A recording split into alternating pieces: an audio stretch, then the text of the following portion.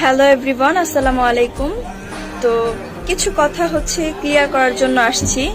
ইদারিন হচ্ছে আমাকে নিয়ে অনেক ভিডিও বানাইতেছে বা অনেক মন্তব্য করতেছে। তো এই বিষয়ে যেটা সত্যি আজকে সেটা বলার জন্য আমি আসছি।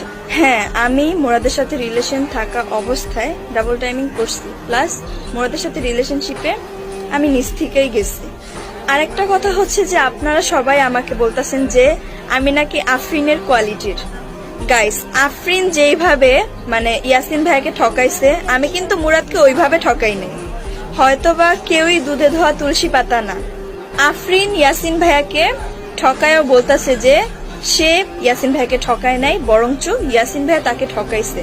বাট আমি তার মতো না, আমি আমার ভুলটা বুঝতে পারছি, প্লাস স্বীকার করতেছি। মুরাদ ভাই এবং আপনারা সবাই আমাকে যদি পারেন ক্ষমা করে দিবেন, আর পরবর্তীতে আশা করি এরকম কিছু শুনবেন না। সবাই ভালো থাকবেন, সুস্থ থাকবেন। আল্লাহ হাফিজ। গাইস, আপনাদের ডাবল টাইমিং আপা কি জানি বলেছে আমি আফরিনের কোয়ালিটি না। আসলেই না, কারণ আপনার কোয়ালিটি অনেক উপরে আপা, যেখানে যাওয়ার সাধ্য আমার নাই। আমি তো আর আমার বয়ফ্রেন্ডের বেস্ট ফ্রেন্ডকে পটাইতে চাই নাই, না বেস্ট ফ্রেন্ডের বয়ফ্রেন্ডকে কেয়ার করছি, না ডাবল টাইমিং করে ধরা খাইছি।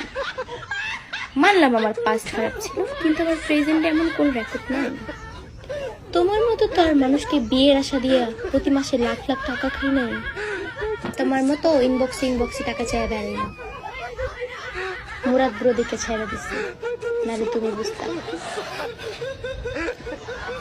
তাল মিলেন না বালা, এত তাল মিলেন না বালা না।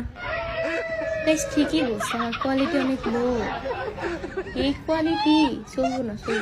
বুঝছি, ঠিক আছে আপা, বুঝছি, আপনার পাশ।